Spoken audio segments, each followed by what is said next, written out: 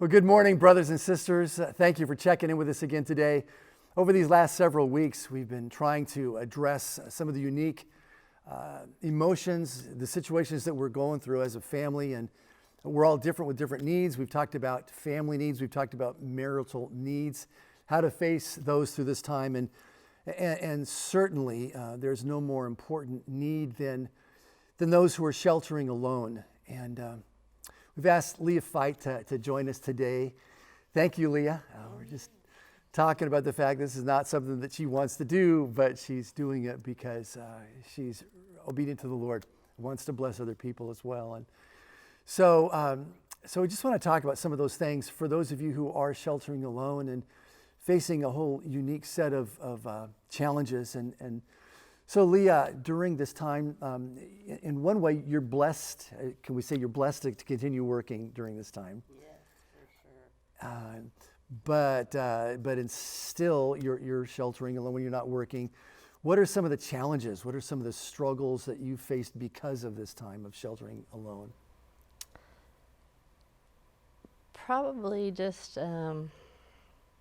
mostly having all those thoughts that go through your head and having nobody to bounce them off of except the dog, who's tired of me bouncing them off of her. And she's not quite responding. But, it's just, your thoughts are all over the place, and there's not that person there constantly to reassure you, to just help you get through it, it's. So I know you're connected with your growth group. You're connected with Grief Share as well, but those meetings are obviously limited to what we can do on computer and things like that. And so there is that still feeling of a lot more than usual, that loneliness, right? Yeah, I miss the hugs from meeting together, and just face to face is just. Zoom's nice, but nothing like face to face. Exactly. So what has this done to your faith, to your walk with Jesus during this time?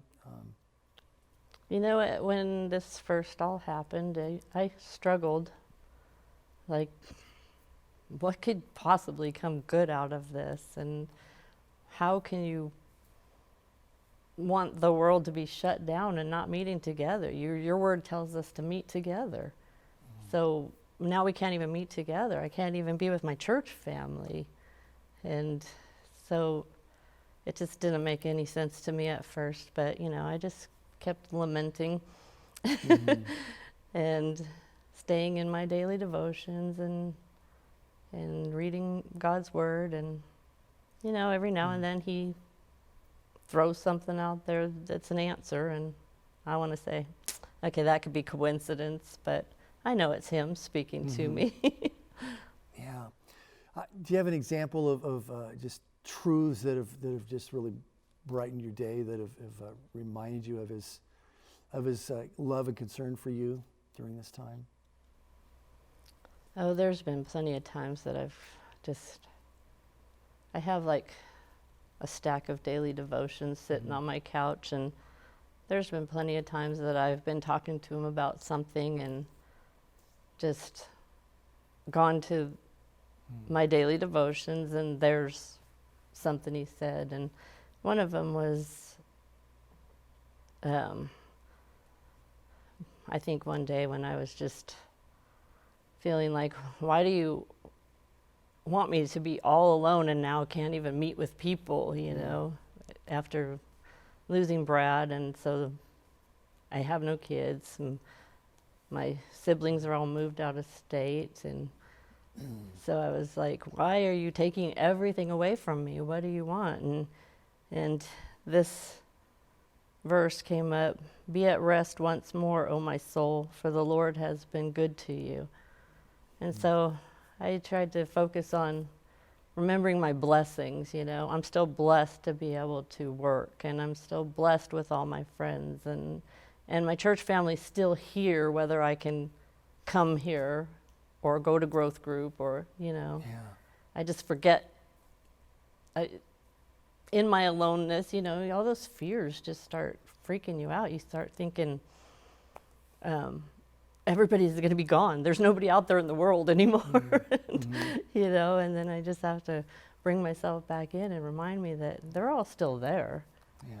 Just because I can't go to a church building, I can call. It's So with that, what have you done for fellowship over these last several weeks?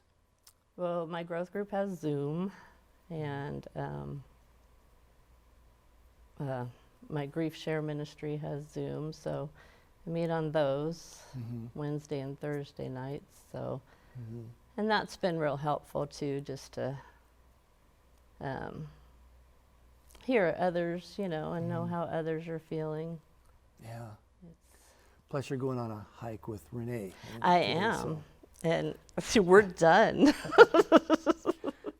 So you're connected enough to be able to say, hey, let's get together, go on a walk, let's do something, so I'm not alone all the time. Yeah, and I did. I've been walking the dog over at the park every day, and it's nice to see real people out there. Yeah.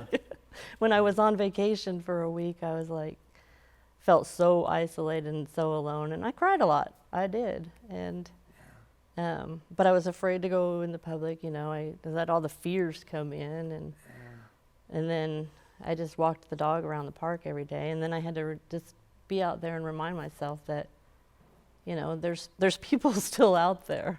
Yeah. Life is still being lived. Mm-hmm.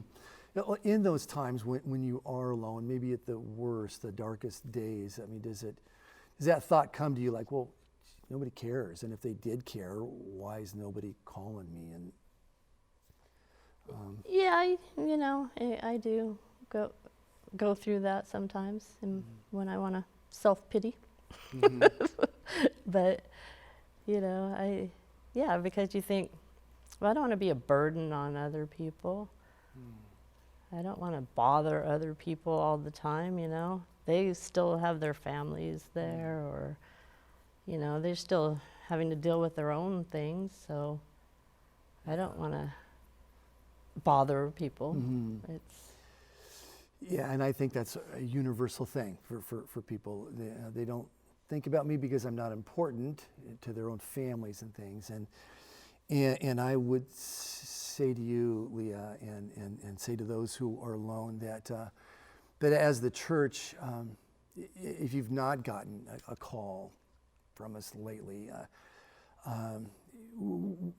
please believe us. We're trying to be as sensitive as possible, and we do want to be there. And I would just ask for your patience and maybe both ways.